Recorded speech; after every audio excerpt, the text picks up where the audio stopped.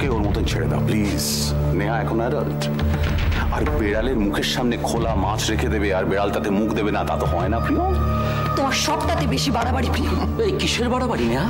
হ্যাঁ এই শোনো, এখন আমি যদি তোমার বউকে ঠোঁটে ঠোঁট রেখে বলি রাখি, তোমার ঠোঁট দুটো কি নরম। শালা হিপোক্রিট। হ্যাঁ, অন্যের বউয়ের সঙ্গে ফষ্টি নষ্টি করবে আর নিজের বউকে আলমারির মধ্যে তুলে রাখবে নাকি? নেহা তোমার বউ নয় প্রিয়। তা কি হয়েছে? আজ হয়তো কাল হবে, কালকে বলবে। হচ্ছে নাকি?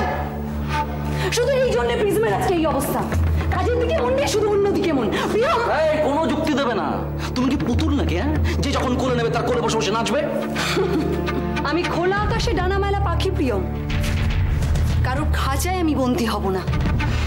আমার ভালো লাগে না। প্রিয়ম এবার নেহার মায়া কাটিয়ে বাজারে মন দাও।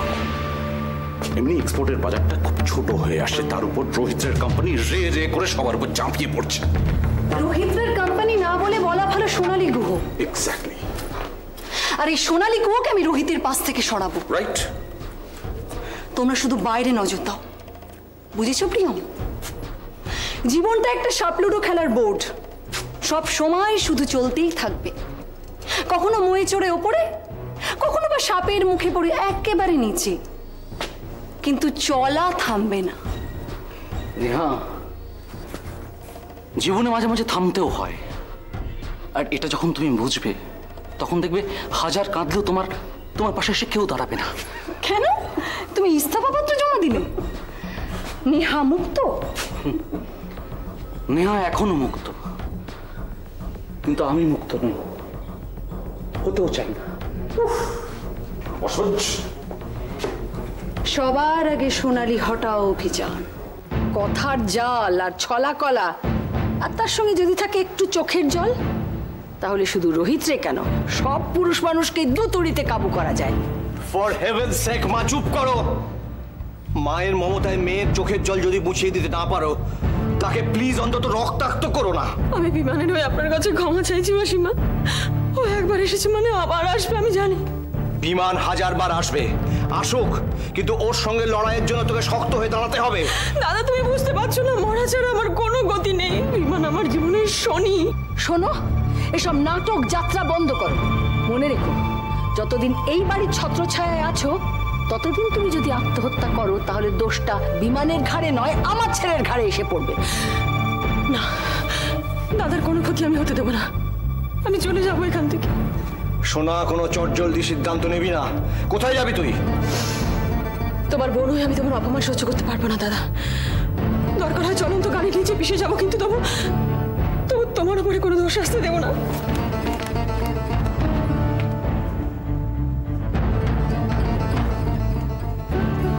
নিম্ন রুচি কাকে বলে দেখলি তো এবারে? মিথ্যে অহংকারের চশমাটা খুলে ফেলো মা। কাছের মানুষকে তাহলেই তুমি চিনতে পারবে। রবু, দাঁড়া। বড্ড কড়া কড়া কথা শোনাচ্ছ মা। অসুখটাও তো সাংঘাতিক। কড়া কড়া ওষুধ না দিলে অসুখটা সারবে কি করে? অসুখটা তোমার করেছে মা, আমার নয়। আমার হাত পা বাঁধা যে উল্টে কড়া দাও, এটা আমি দিতে পারছি না। সেটাই বা বাকি থাকে কেন? অপমান তো করেই চলেছিস, এবার কি হাতে মারবি? মা, আমি তোমার মনের মতো মানুষ হয়তো হতে পারিনি, কিন্তু এমন দানবও হয়নি যে মাকে মারবো। হাতে না মারলেও ব্যবহারে তো মারছিস। ভেবে দেখো মা, সোনালী আজ কত অসহায়। বিমানকে ডিভোর্স দেবে না বলে দিয়ে গেছে, আর একটা মেয়ে যদি আদালতের কাঠগড়ায় দাঁড়ায়, তার গায়ে কিরকম কাঁদ আছে দেবে তুমি বুঝতে পারছো? আচ্ছা, একটা বিবাহিত মেয়ে সে তার বর ফেলে যদি ডাক্তার বন্ধুকে নিয়ে ঘুরে ঘুরে বেড়ায়, সেটা বললেই দোষ? বিমান সুস্থ নয় মা। শোন, যে যার নিজের বাড়িতে সুখে থাকুক, আমি দেখতেও যাব না, বলতেও যাব না, কিন্তু আমার এই বাড়িতে অশান্তি হবে কেন? চলে যেতে বল। চলে যাবে মা, চলে যাবে, সময় হলেই চলে যাবে। কবে যাবে? আমি মরার পর। একবার তো সোনালীকে ভালোবেসে কাছে ডাকো মা। প্রভু, এইসব নোংরা ব্যাপারে তুই জড়াবি না। সোনালী আমার বোন, তো বোনের বিপদের সময় যে দাদা তার দায়িত্ব এড়িয়ে গিয়ে বলে যে বোনের জীবন তার জীবন, সে বাইরের লোক, সে দাদা জাতির লজ্জা। আমি সে দলের নই। যা তাহলে, নোংরা ঘাট। বিমান মৈত্রেয়ীর ভাই। মৈত্রেয়ী?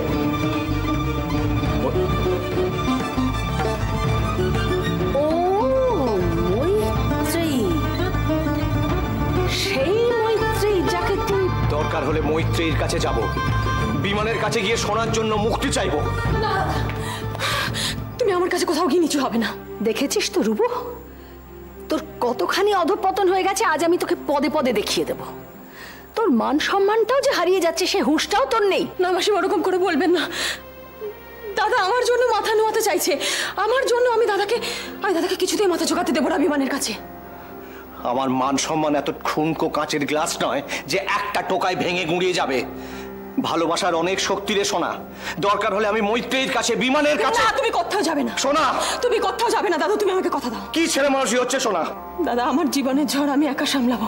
কিন্তু সোনা, সোনা মাছ দরিয়ায় ডিঙি নৌকা নিয়ে ডুবে যেতে পারিস তো? তবুও দাদা, ঢেউয়ের সঙ্গে লড়াই করতে করতে তবে মরবো। আর যদি ঢেউয়ে ভাসতে ভাসতে ডুবেও যাই, তবু তোমাকে আমি আমার জন্য মাথা ঝোঁকাতে দেব না। সোনা, আমি লড়াই করার কথা বলছি দাদা, মরার কথা নয়। আর এই লড়াই আমার একার। হ্যাঁ সোনা, তুই একা লড়াই কর, আমি বারণ করবো না। কিন্তু আমাকেও একটা ছোট্ট ডিঙি নিয়ে তোর পাশে ভাসতে দে। যদি ডুবে যাস তাহলে অন্তত বাঁচাতে পারবো সোনা। আর যদি বাঁচাতে না পারি তাহলে দুজনেই একসঙ্গে লড়াই করতে করতে ডুবে যাবো সোনা। তবু আমাকে একা যেতে দেবে না না দাদা? না রে সোনা, না। বাইরের জগৎটা বড় ভয়ঙ্কর, একা ছাড়তে আমি পারবো না সোনা। একা ছাড়তে আমার বড় ভয় হয়। ভয় তো আমারও হয় রূপু, সেটা কি তুই বুঝিস?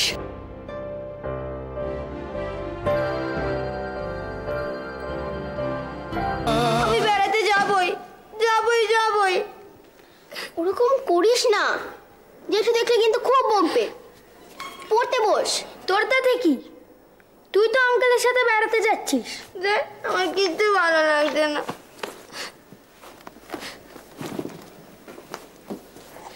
তুই কাঁদছিস? না, আমি হাসছি। কেন যে জেঠু তোদের বেড়াতে নিয়ে যাচ্ছে না?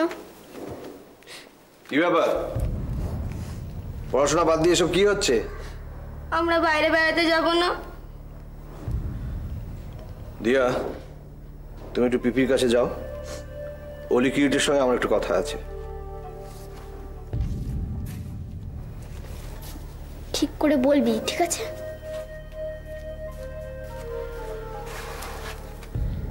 কি ব্যাপার, রাগ কেন? তুমি আমাদের বেড়াতে নিয়ে যাচ্ছ না কেন? তুমি বলেছিলে আমাদের নিয়ে যাবে। দিয়া যাচ্ছে আর আমরাই বাদ।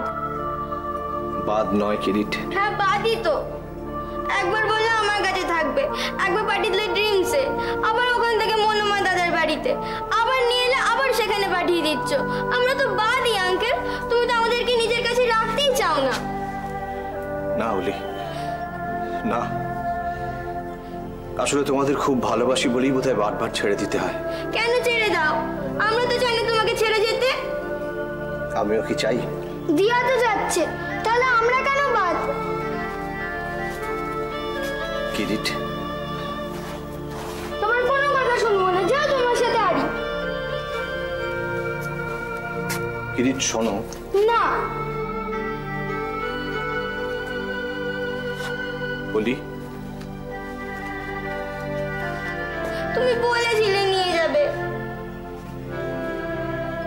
তোমরা বুঝতে পারছো না, তোমার মায়ের সঙ্গে তোমাদের দেখা হওয়াটা খুব জরুরি অলি। মালবিকা মাসি কি সত্যি আমাদের মা? হ্যাঁ শোনা, আমরা তো পরেও যেতে পারি আঙ্কেল, ঘুরে এসে। তোমরা আমার কথাটা একটু বোঝার চেষ্টা করো। তোমাদের মা অলি কিরিটকে দেখার জন্যে কতদিন অপেক্ষা করে আছেন, কতদিন তোমাদের ছেড়ে আছেন বলো। কি হলো কিরিট? কিছু না। তোমাদের মা যে বেঁচে আছেন, তোমাদের আনন্দ হচ্ছে না? হচ্ছে। তাহলে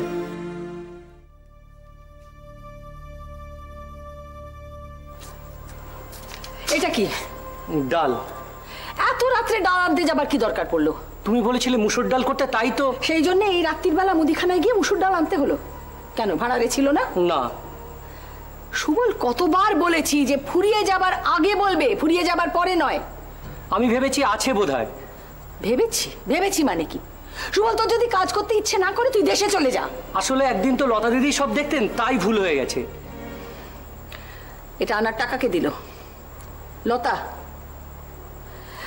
কতবার বলেছি এই বাজার করবার টাকা সবসময় আমার কাছে চাইবে, তা না।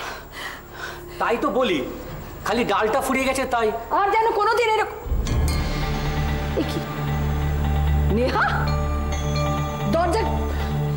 মাসিমা আমি নিজেই চলে যাব, একটা কথা শুধু। সুবল, দরজা বন্ধ করে দে। মাসিমা মাসিমা আমি নিজেই চলে যাব, প্লিজ মাসিমা একটা কথা শুনলো, প্লিজ মাসিমা। সুবল, নেহাকে বসতে বল।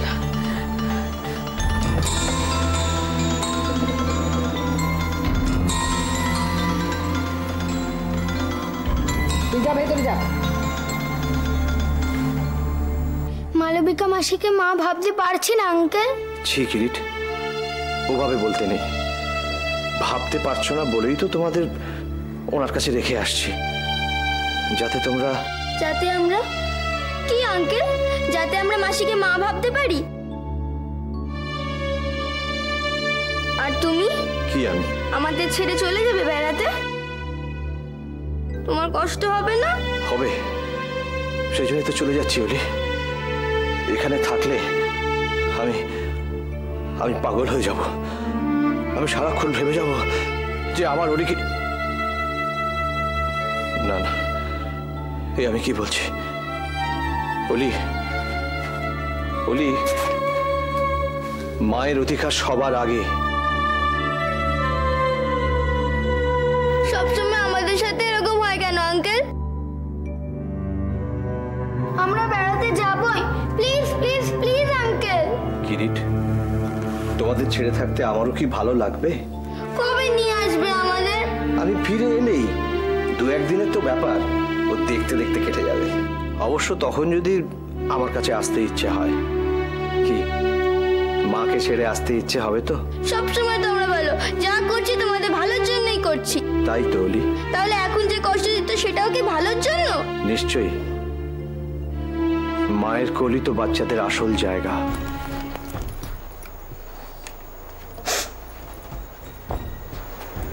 কি হয়েছে?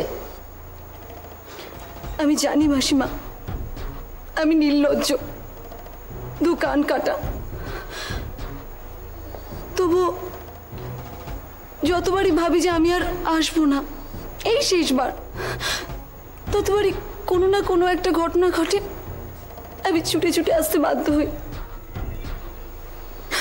মাসিমা, ছোটবেলা থেকে আমি আমার মায়ের আদর পাইনি, আপনি আমার মায়ের মতো। জানো তো তোমাকে এ বাড়িতে কেউ পছন্দ করে না, তাও কেন আসো বারবার? আমি তো অন্য কারোর কাছে আসি না মাসিমা, আমি শুধু আসি আপনার কাছে। আর আমি জানি সবাই আমাকে ভুল বুঝলেও আপনি আমাকে ঠিক বুঝবেন। আচ্ছা মাসিমা, আপনি বুকে হাত রেখে বলুন তো, এই নেহা কি কখনো আপনার ক্ষতি চেয়েছে? সব সময় আপনার বিপদে নেহা ছুটে ছুটে এসেছে।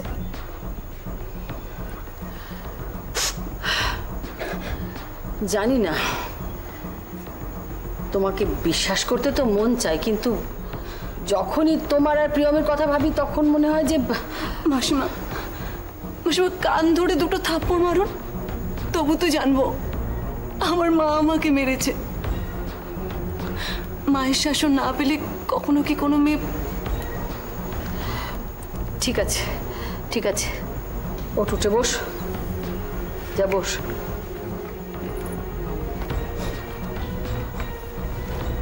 এবার বল কি হয়েছে? সোনালীকে এখনো অফিস যেতে দিচ্ছেন কেন? সোনালী অফিস যাচ্ছে ঠিকই, কিন্তু দায়িত্ব তো সব আমারই হাতে। আমি তো এখন প্রায় রোজই অফিস যাচ্ছি। না মাসিমা, বাইরের লোকের ওপর এতটা ভরসা করা ঠিক নয়। আর তো ভরসা করছি না। যতদিন সোনালী গো অফিসে থাকবে ততদিন ভরসা ওকে সবাই করবে। না নেহা, আপনি একা বিজনেস দেখুন মাসিমা, আমার কাছে খবর আছে সোনালী একা একা বিজনেস করতে চাইছে। সে কি? আমি সব শুনে আর থাকতে পারিনি মাসিমা, ছুটে এসেছে আপনার কাছে। কি সাংঘাতিক কথা! আমি নিজেই আপনার কাছে ক্ষমা চেয়ে আর অ্যাসোসিয়েটসে ফিরতে পারতাম মাসিমা। দাও না, রুমু ভীষণ রাগারাগি করবে, ওসব মনেও ভেবো না। আমি জানি মাসিমা, আপনার পায়ের নিচে আমি কখনোই ঠাঁই পাবো না। আপনি আপনি একা, তাই তো বারে বারে ছুটে আসে আপনাকে সাবধান করতে। মাসিমা চোখ কান খোলা রাখবেন, আপনাদের জন্য আমার বড় দুশ্চিন্তা হয় মাসিমা। একদিন আমি যে ভুল করেছিলাম, আজ সোনালি ভেবেচিন্তে সেই একই কাজ করতে চলেছে মাসিমা। যার খাবো তারই প্রাণ নেব, এটাই তো নিয়ম মাসিমা। এই জন্যই তো বিভীষণ ঘরের মধ্যে হয়, ঘরের বাইরে নয়। ইতিহাসের দিকে তাকিয়ে দেখুন মাসিমা, সেখানে সব সময় বেইমানি করেছে ঘরের লোকেরা, বাইরের লোকেরা নয়। আপনাদের সর্বনাশের বীজ লুকিয়ে রয়েছে ওই সোনালির মধ্যে, আমার মধ্যে নয়।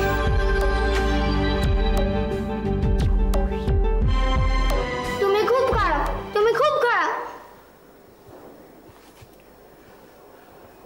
শোনো অলি কিরিট, অনেকবার বলেছি আর একবারও আমি বলবো না, মালার কাছে গিয়ে তোমাদের থাকতে হবেই। সে তোমাদের ভালো লাগুক আর নাই লাগুক, তাতে যদি আমাকে তোমরা খারাপ ভাবো, ভাবতে পারো।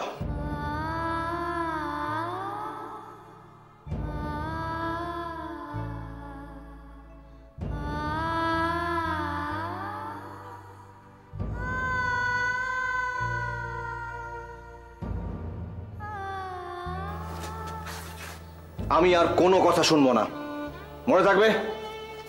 দাদা, কি হয়েছে? নিচে মায়ের কাছে নেহা দিদি এসেছে।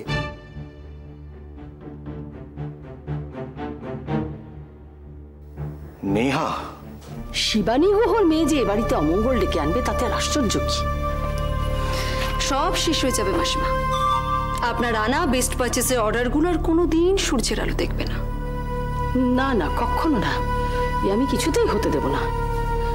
মুশকিল হয়ে গেছে রুমুটাকে নিয়ে, ও এত অন্ধ হয়ে বসে আছে। আর সোনালিটা নোংরা মেয়ে একটা, ভালো সেজে বসে থাকে, স্বামীর সঙ্গে সেপারেট হয়ে এইখানে এসে বসে আছে, তাই বুঝি? হ্যাঁ, আর ওর স্বামী বিমান, সেটা তো আরো অসভ্য, যেমন ভাষা তেমনি ব্যবহার, একেবারে জঘন্য। আমার বাড়ির একটা কালচার ছিল, সব ধ্বংস হয়ে গেল শুধু রুবুর এই জেদের জন্য। পরকে যে কিভাবে আপন করতে হয় সেটা তো রোহিত আপনার কাছে শিখেছে মাসিমা।